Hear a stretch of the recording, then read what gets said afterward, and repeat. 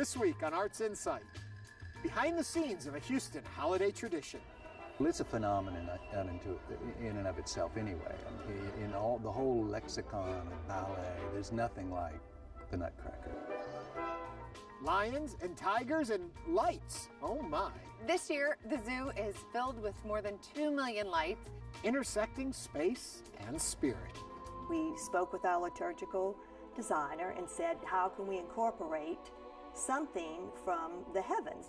Trash to treasure in Sacramento. With the help of the artists, we turned these boxes into works of art. And strumming with craftsman John Hill. But yeah, they're hard to let go. I'm Ernie Manous, and it's time to get Arts InSight.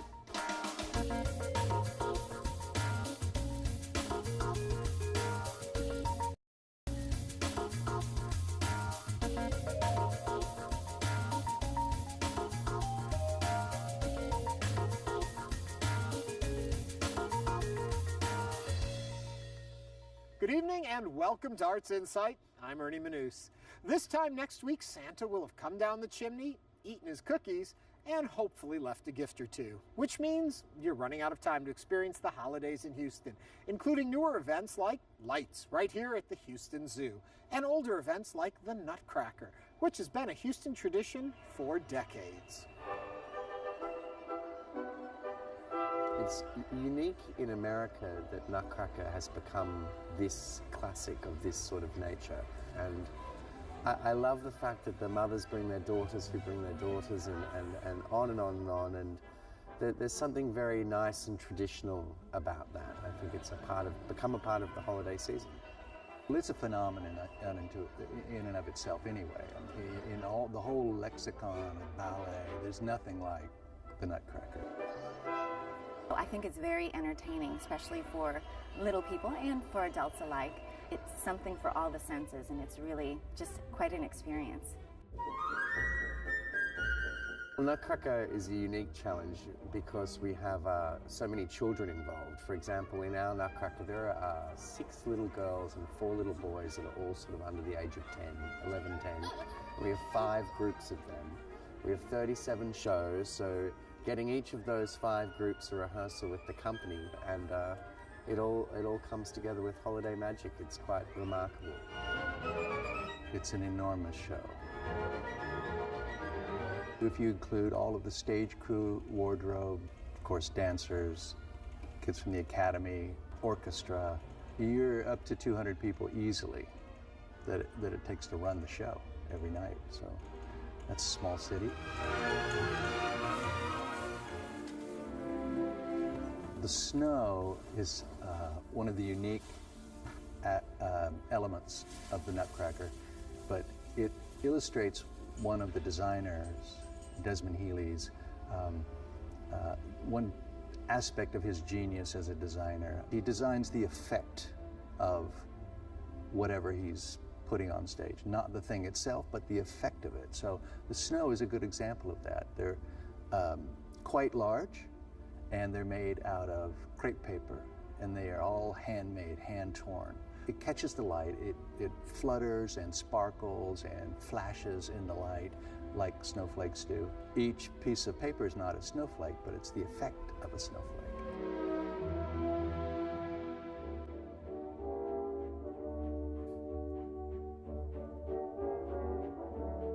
The biggest challenge from a wardrobe perspective is simply keeping the large number of costume items organized. We work on Nutcracker throughout the year. We refurbish things, we rebuild things because of sizing, or they've just gotten so old that they're no longer stage worthy.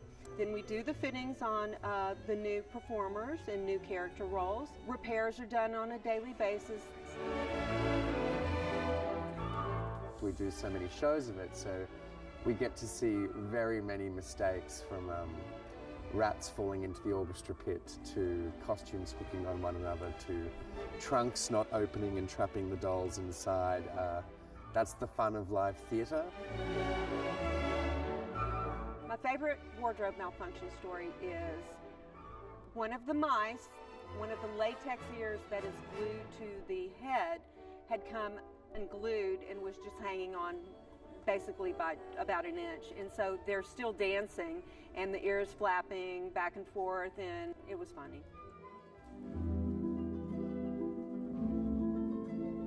The Nutcracker definitely is a time that you get to spread your wings, especially as a younger dancer. Started as a wee little one. I was 8 years old when I was in my first Nutcracker production. I was a bonbon and came out from under the skirt of Mother Ginger, and for me that was just a game changer. I thought this was the best thing, and straight away loved dance, and I've been in Nutcracker ever since. I was a bonbon at 8 years old, and after that I was a soldier. And the following year was Clara. That was a big deal for me. I remember having to wear my curlers to school. And after that, I was Marzipan. I remember doing Arabian and Snow Queen. And I also did Sugar Plum. I think it was my junior year. So I started Sugar Plum quite a while ago. And you would think Sugar Plum Fairy, after you've done it year after year, it would get easier. But there's something about it. It's something that your legs have to be stretched to the nth degree, your feet pointed to, you know, your maximum. It's very traditional. You feel like the ballerina with the tiara on, and you hold yourself differently. Yeah, it's really a very fun role with a lot of rewards, for sure.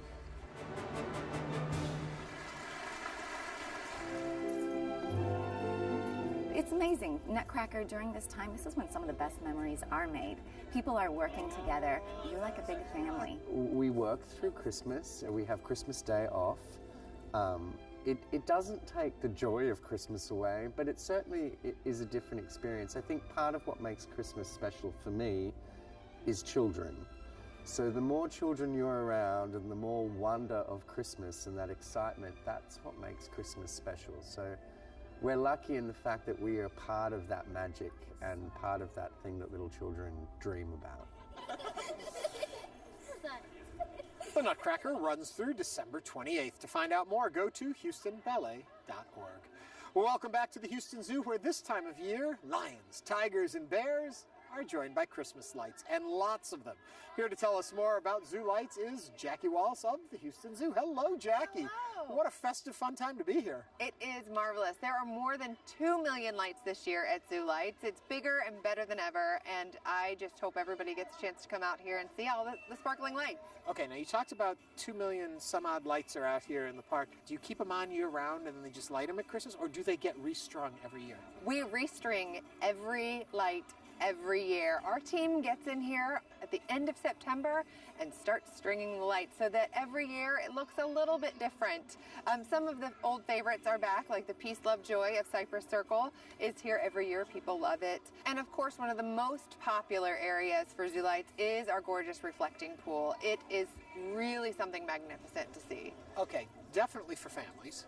No doubt. Absolutely. Wonderful. It's a lot more, though, than just hanging lights. Somebody designed it. Somebody took time to think about how the environment works with the lights. Who was that, and how did they do it? The man responsible for all of the lights at Zoo Lights his name is Lonnie, and it's his whole life passion to really get the Houston Zoo ready for Zoo Lights. He thinks about every single light bulb.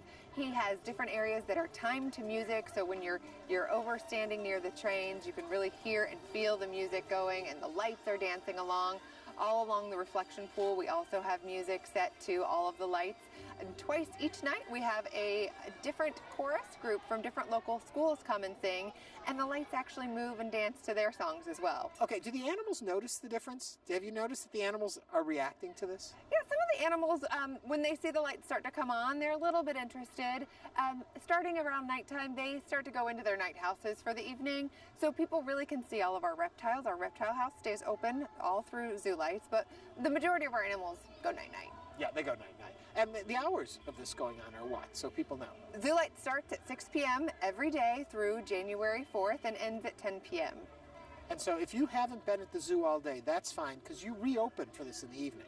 Yeah, during Zoo Lights, the zoo itself closes at 4, and then Zoo Lights starts back up again at 6 p.m. How much fun. So how many people come, do you think, in the course of a season? Thousands and thousands of people visit Zoo Lights every year. It is quickly becoming one of Houston's favorite holiday traditions. And what is your favorite place in the park?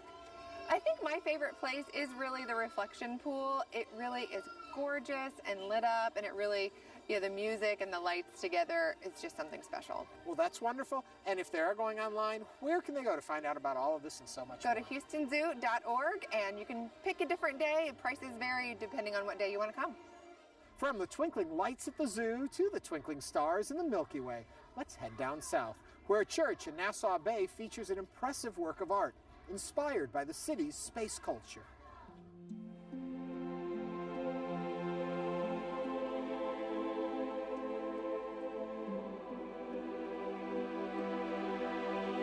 We are at St. Paul's Catholic Church in Nassau Bay, also referred to as St. Paul the Apostle. We're about 2 blocks from NASA. Some of the astronauts actually went to church here, in which we're very proud. In 2005, we developed a building committee to start working on building our new church. We knew in the beginning that we wanted to connect our parish with something from NASA, because so many of our parishioners that come here have worked for NASA or space-related contractors and industries.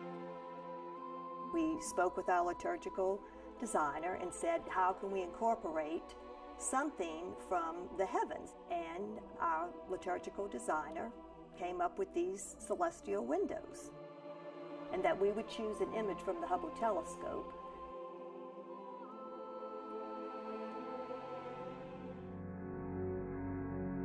I was the lead flight director on the STS-31 shuttle mission that deployed the Hubble Space Telescope. The objective was to get it as high as we could get it with the shuttle, which was about 300 nautical miles above the Earth, so that you could get the telescope above most of the Earth's atmosphere, so the imagery wouldn't be distorted by any of the atmosphere. Those of us that worked the deploy mission and put the telescope up there were really on a high after we completed the mission and successfully deployed the telescope. And then when the first images came back, they were spectacular. I got on the headset and I told the flight control team at that time, I said, you all have no idea what we have just done. This telescope will rewrite the astronomy books. I'm not an astronomer, and I'm not in the science end of it. I'm just a domo engineer responsible for operations. The imagery, though, was just spectacular. When you're here on Earth, you look at the sky at night, and it's just dark, and you see the stars that you can see, and you just don't realize things like these, what you see on these windows is really there. And the other beauty of the telescope is when you're looking at space with the telescope, you're looking back in time. You know, the light from the stars that we see on the Earth left the star hundreds of thousands of years ago. Well, I think when we look at the perfection of space itself in the universe, it almost brings us to the entire ideal of a God, of an orderly God, a God who is great. And so that spiritual uplifting comes from the Space Center and the work that they're doing, and how close they come in contact with God as they venture out into space. And they realize the magnitude of the universe and the magnitude of God. And I think that's brought back into St. Paul the Apostle Church with that perspective, is that our God is so magnificent and so great that it lifts us spiritually as we look towards the heavens, in that we could almost feel the presence of God. I was very happy for all of the men and women who worked at NASA and for their families, sacrificed quite a bit in the last 50 years to achieve what we have in our space program. And I was very happy for them that in some way we could honor them in that way within our worship space. For more on the celestial windows, go to stpaulcatholic.org. Earlier this year, we showed you how the Houston Arts Alliance and the city's Solid Waste Management Department were adding an artistic flair to some of Houston's recycling trucks. And as it turns out, Houston isn't the only city turning trash into artistic treasure. When we first came up with this crazy idea, we were not sure how well received it would be. Our goal is to reintroduce our neighborhood to Sacramento. We reviewed what we've done in this area. We did aggregate mining. We did truck farming. We did recycling. We did warehouses, lots of warehouses. We did a lot of trash, and we wanted to brand our community using something creative, so we decided on art. And what better thing to use as our canvas than our history, and that is dumpsters. You see them all over the city, whether you're in the best part of the city or the not great part of the city. With the help of the artists, we turn these boxes into works of art. It's just challenge. It's just another challenge, and I like that. I'm very interested in public art, and I think this is an interesting form for that. It's a little confusing to explain to people. I think I really like that when she say dumpsters, I think I was laughing so hard. So I like that. I like the idea of painting a dumpster. I think with this type of a thing, it's a very nuanced surface. There's many different ways and layers you can approach this type of a surface. It opens up this potential for things, it becomes now a container of possibilities. Just to enjoy, the differences between the front and the back and the colors and the characters. I wanted to negate it. So to me, my goal was to make it like a fairy tale that people will look at the imagery first and then realize, oh, I'm looking at a dumpster. Each piece is quite different. One in particular is a tractor, and tractors move trash. There's another piece that it gives you the impression of water, and water is the source of life. I guess speaking to myself and my particular dumpster, showing that things that we often overlook in our everyday world can become a catalyst for change. This dumpster, he probably thought, just put me out to the pasture, let me rest. He was probably done. He doesn't really know what's going on, and I'm sprucing him up for a party. People have tremendous creativity. Someone in another area who has an abundance of whatever, they can do it. I would love to travel and see another rendition of this in another city. Well, I hope that the people who live and work in this neighborhood will see their neighborhood in a fresh new light. I hope that they can maybe see that their whole corridor is a blank canvas waiting for things to happen on it. I don't think I'll have the heart to turn any of them back into dumpsters. So what we think we're going to do is to break up the collection and to move the 10 pieces throughout our community. So when you drive into the Power Inn Alliance area, there'll be gateways. They'll know, oh, I must be in the Power Inn neighborhood because there are those colorful dumpsters. Finally tonight, if you appreciate the simple beauty of a Christmas carol played on guitar, you have more than the musician to thank. As John Hill explains, the instrument's craftsman also played a crucial role.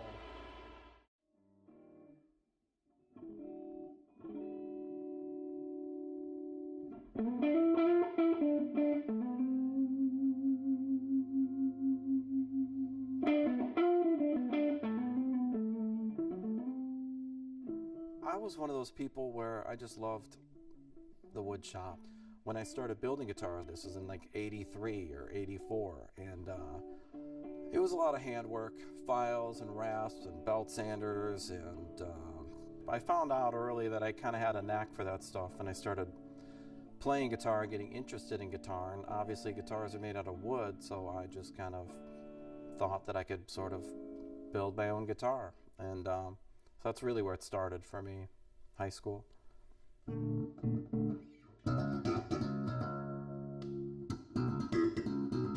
People that don't play guitar, that build guitars, I don't know how they could do it. I'm just not a great musician where I can just jump up on stage and just hold my own, but I try and play enough to where I understand all the idiosyncrasies that these guys want at a high level. I never was into custom-made guitars, but for this one, I had to have it.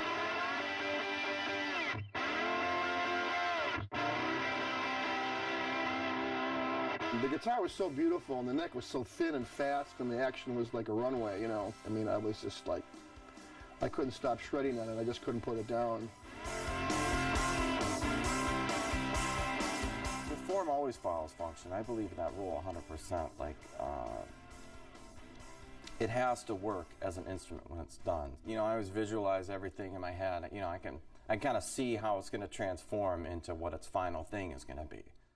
I would start out with a piece of paper that's big enough for a whole guitar, and I would just strike a center line and take another guitar and kind of trace it and get the basic width elements, you know, the width and the length, and I just sort of start filling in all those pieces of the puzzle until I get it the way I want it to really look. And then I'll transfer all those final curves and drawings, I'll scan it, and then I'll bring it into like a CAD program, engineer it. So after the CNC machine cuts the parts out, CNC stands for Computer Numeric Control, and that just means it's a router head that's controlled by a computer. I have it doing fretboard radiuses, like fret slots, neck shapes.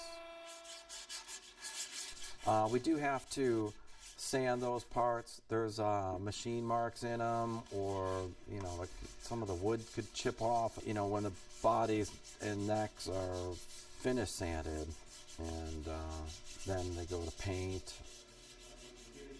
And then the hardware elements, the hardware is like the bridge, the tuning keys, the knobs, the jack plate, things like that, the pickups. Our guitars are different because of the way that they're assembled and set up, where it's a kind of a spiritual thing for me in a way, you know.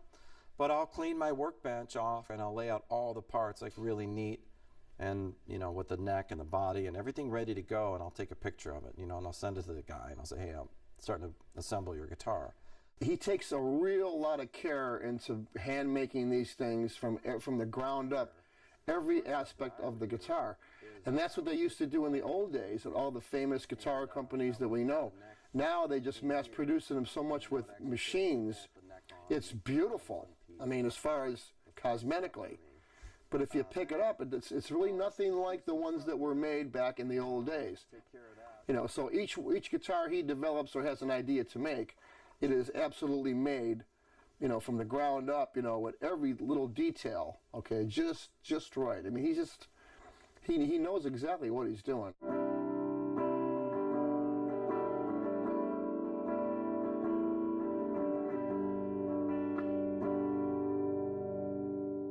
So the assembly process for me lately has been the final chapter and like mastering what the whole guitar is about. Guitars, when they're set up well, people that really have an ear for sound qualities, they appreciate it more. There are some guitars that are inspirational to someone.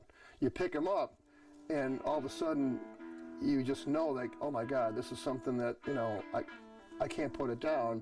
It's giving me more ideas. It's inspiring me to go farther to another step. And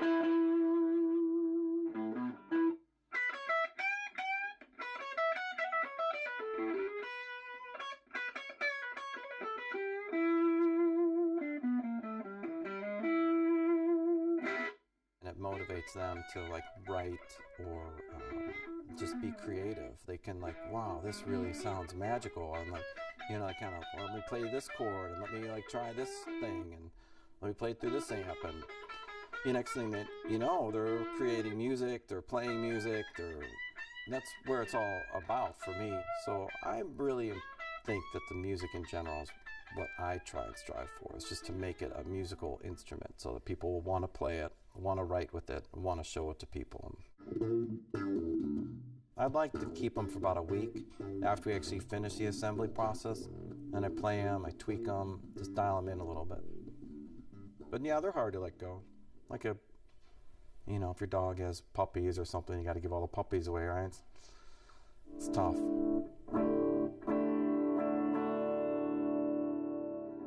For more on John's guitars, head over to bootlegguitars.com.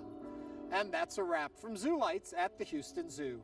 For all of us at Arts Insight, we wish you a Merry Christmas and a safe and happy New Year.